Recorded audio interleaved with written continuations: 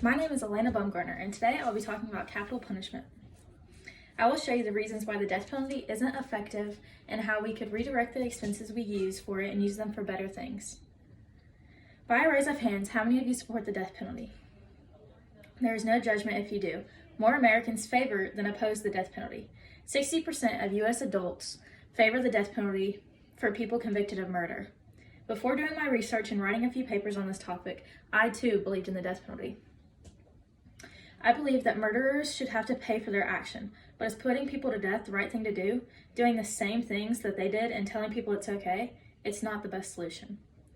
I feel as if this topic is personal to me because my uncle was killed when he was 23 years old, serving in the Marine Corps. They sadly never proved who killed him, which is very hard for my family. I've asked my family if they wish that the offender was caught and put to death or life in prison. And they always tell me that putting him to death does no good for us. He says that we, as Christians, are supposed to forgive as God does. What if one of your family members was wrongly convicted of murder? What if you were the last person seen to leave a crime scene and you were put on death row? Questions like these raise public concern. People are more apathetic in cases where this form of injustice does not concern them. However, when a case becomes more personal, they become more empathetic. I know we can all agree that murderers and rapists are monsters. At first thought, capital punishment may seem like the fairest and most logical answer for dealing with these people.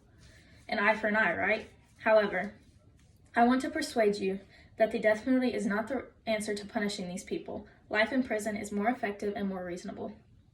I have 3 main points that I'll be talking about to you today about, and it is capital punishment is very costly, life in prison is more humane, and how it does not deter crime. Now getting into my first point, which is capital punishment is very costly. A study done by Philip J. Cook, a professor at the Duke University Sanford School of Public Policy, calculated the extra state cost of the death penalty during fiscal years 2005 and 2006. He calculated over $21 million worth of expenses that would have been saved if the death penalty had been repealed. The total included extra defense costs for capital cases in the trial phase, extra payments to jurors, post-conviction costs, resentencing hearings, and the extra cost to the prison system. This conservative estimate did not include resources that would have been freed up in the office of the appellate defender in the North Carolina Supreme Court. The extra time spent by prosecutors in capital cases and the cost to taxpayers for federal appeals. Cook concluded that costs are not the only concern, but relevant to the discussion of whether the death penalty should be retained. It is not an ideal use of resources to have so much time devoted to such a small number of cases if your goal is to reduce crime rates.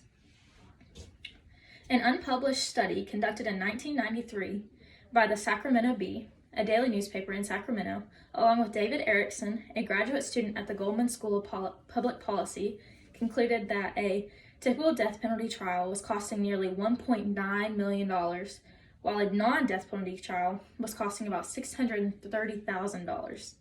That's a big difference. Now getting into my second point, which is life in prison without possibility of parole.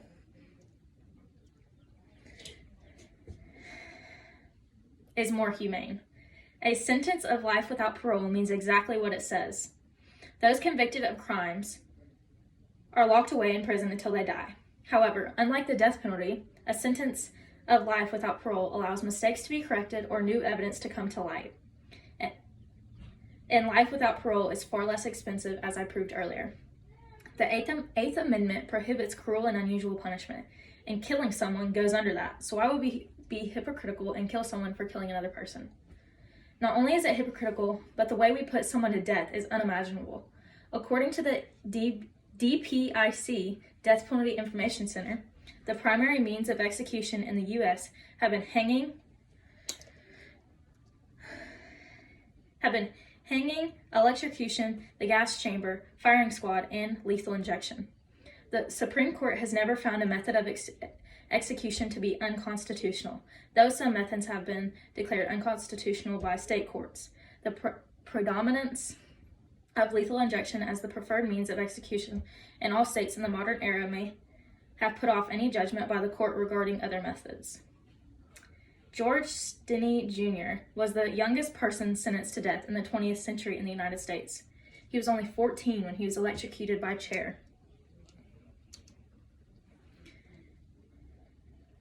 During his trial until the day of his execution, he always carried a Bible in his hand, claiming innocence. He was accused of killing 2 white girls, Betty of 11 years old and Mary of 7. The bodies were found near the house where the teenagers resided with his parents. At that time, all the jurors were white. The trial lasted only 2 hours, and the sentence was handed down 10 minutes later. Before the execution, George spent 81 days without being able to see his parents. He was trapped in a solitary cell, 80 kilometers from his city. He was heard alone without the presence of his parents or a lawyer. He was electrocuted with 5,380 volts in the head. 70 years later, his innocence was finally proven by a judge in South Carolina. The beam with which the 2 girls were killed weighed more than 19.07 kilograms. Therefore, it was impossible for Stinney to be able to lift it, let alone be able to hit hard enough to kill the 2 girls. The child was innocent. Someone put everything together to blame him just for being black. Stephen King was inspired by this case to write the book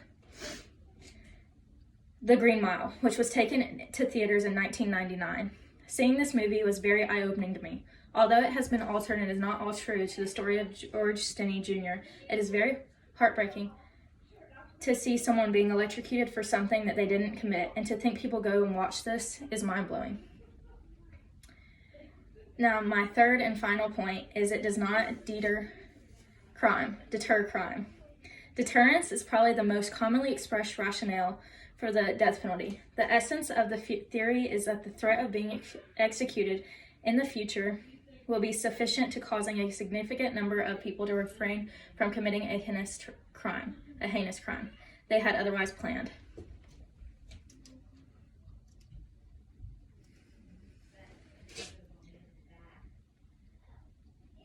Deterrence is not principally concerned with the prevention of further killing by an already convicted death penalty defendant. That falls under the topic of incapacitation. The death penalty is legal in 27 states.